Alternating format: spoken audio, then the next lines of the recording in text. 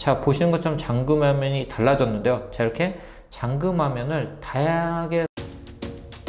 안녕하세요. 빠르게 테크 리뷰 그리고 테크 소식을 전해드리고 있는 이표입니다. 제가 오늘 새벽에 애플의 WWDC 2를 통해서 공개된 애플의 새로운 맥북이요, 맥북 프로 모델을 소개를 해드렸고요. 아이폰, 아이패드, 맥OS 그리고 워치OS를 소개를 해드렸죠. 이제 이런 OS들을 하나씩 제가 업데이트를 직접 해보고 새로운 기능들이 어떻게 적용되었는지 소개를 해드리려고 합니다. 먼저 오늘은 iOS 16, 우리가 아이폰에서 사용할 수 있는 iOS 16을 업데이트 해본 후기를 전해드리려고 하는데요. 그 다음 아이패드, 맥, 애플워치의 OS들, 새로운 OS들을 업데이트하고 각각 어떤 기능들이 추가가 되었는지 소개를 해드리도록 하겠습니다. 구독, 알람 해두시면 해당 영상들도 빠르게 만나보실 수 있으세요. 현재 이 버전은 개발자 베타 버전이 배포가 되어 있고 다음 달 퍼블릭 베타 버전이 배포가 되고 올 가을에 정식 배포가 될 예정입니다. 자, 그럼 어떤 기능들이 추가가 됐는지 살펴보도록 하죠.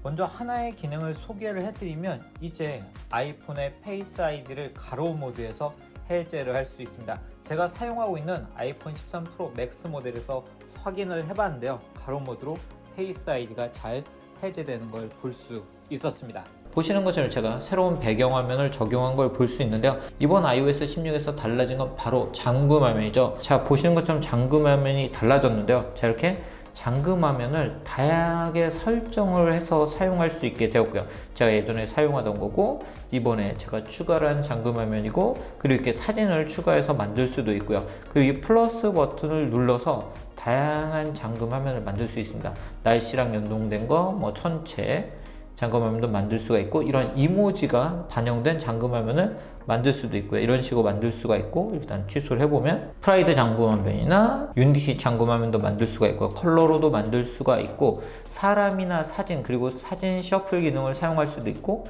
이모지 기능을 사용해서 예를 들어 뭐 이런 식으로 잠금 화면을 만드실 수도 있고요. 자, 뭐 취소를 해보면, 그리고 날씨를 반영해서 천체 그리고 컬러로 만들 수 있는 걸 볼 수가 있죠. 그리고 각 잠금 화면을, 자 예를 들어 제가 날씨를 가지고 한번 만들어 볼게요.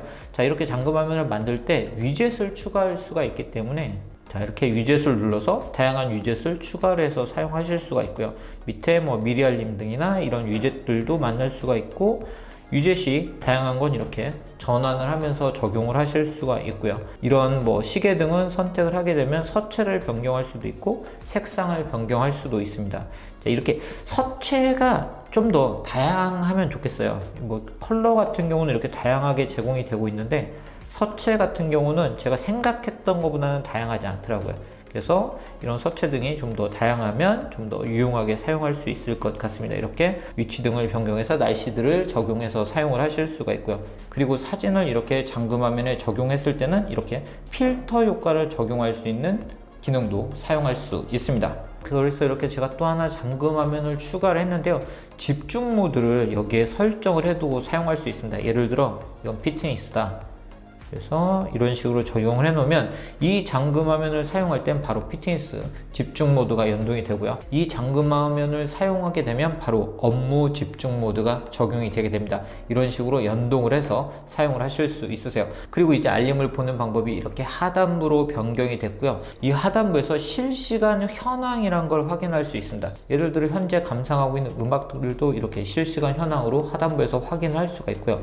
배달 상황이나 또는 스포츠 알림 등을 계속적으로 이렇게 알림을 받아야 되는 앱들은 이렇게 실시간 현황으로 확인할 수 있습니다. 그리고 아이클라우드 공유 사진 보관함이란 걸 만들어서 가족들과 함께 사진을 공유를 할 수 있습니다. 최대 6명의 가족이 사진이나 동영상들을 함께 업로드하면서 감상을 할 수 있기 때문에 가족들의 사진이나 동영상을 함께 모아서 볼 수 있는 기능을 사용할 수 있고요. 이 플러스 버튼을 눌러서 가족들을 추가를 해서 이 기능을 사용하실 수가 있고, 이러한 사진이나 동영상 등은 포유 추천해서 만나보실 수도 있으세요. 자, 그리고 메시지 같은 경우는 뭐 예를 들어 이런 식으로 보냈다 했을 때 이렇게 눌러서 지금 뭐 제가 저한테 보내고 있는데 메시지의 전송 취소를 할 수 있는 기능이 이번에 추가가 되었고요.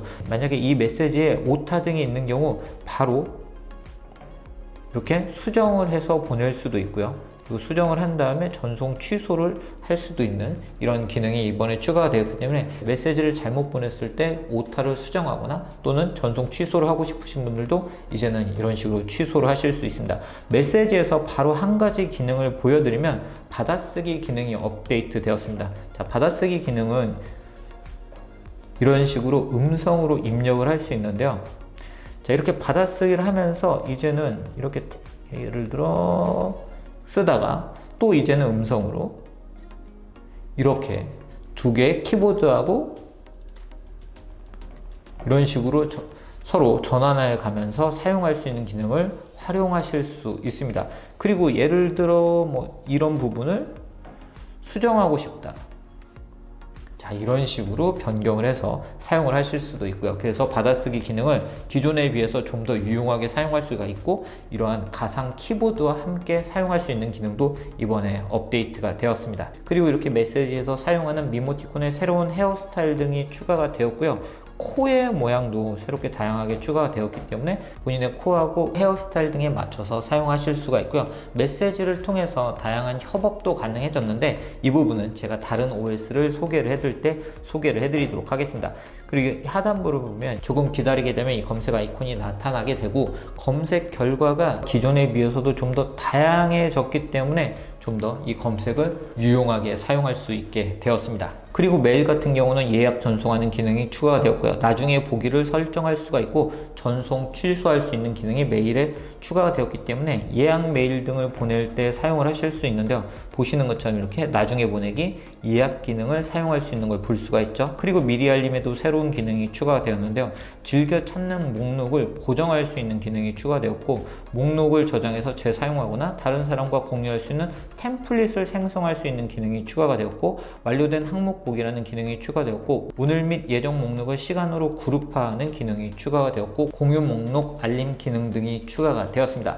휘트니스 앱만을 가지고 이 활동 링을 채울 수 있는 기능을 휘트니스 앱에서 만나보실 수가 있고요. 건강 기능에도 다양한 기능들이 추가가 되었는데요. 투여 중인 약을 설정할 수 있는 기능이 추가가 되었기 때문에 자, 이렇게 투여 중인 약의 이름 등을 입력을 하고 예를 들어 뭐 알레르기 약을 먹는다 하면 이런 식으로 해서 매일 먹는 약이면 빈도 등을 추가를 해서 저장을 할 수 있는 기능도 이번에 추가가 되었습니다. 그리고 에어팟을 사용하시는 분들을 위한 새로운 기능이 추가가 되었는데요.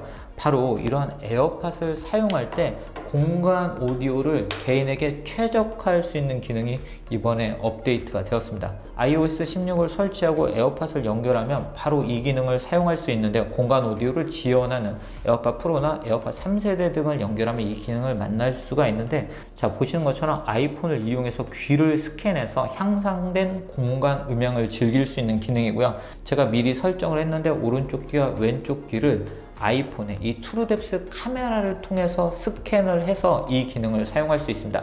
이 기능을 사용하게 되면 나에게 최적화된 공간 음향을 즐길 수가 있기 때문에 이제는 에어팟 프로나 에어팟 3세대를 사용하신 분들은 좀 더 퀄리티 좋은 공간 음향을 감상하실 수 있습니다. 네, 오늘 이렇게 iOS 16을 통해서 우리가 사용하는 아이폰이 어떻게 달라지는지 직접 살펴보고 여러분들께 소개를 해드렸습니다. 저는 지금 개발자 베타 버전을 사용하고 있는데요. 공개 베타 버전은 다음 달에 배포가 될 예정이고요. 올 가을에 정식적으로 이 버전을 만나보실 수가 있습니다. 혹시 중간에 새로운 기능이 추가가 되면 또 제가 소개를 해드리도록 하고요. 내일은 제가 macOS 13에 추가된 기능들을 보여드리도록 하겠습니다. 그럼 오늘 영상은 여기서 마치도록 하겠습니다.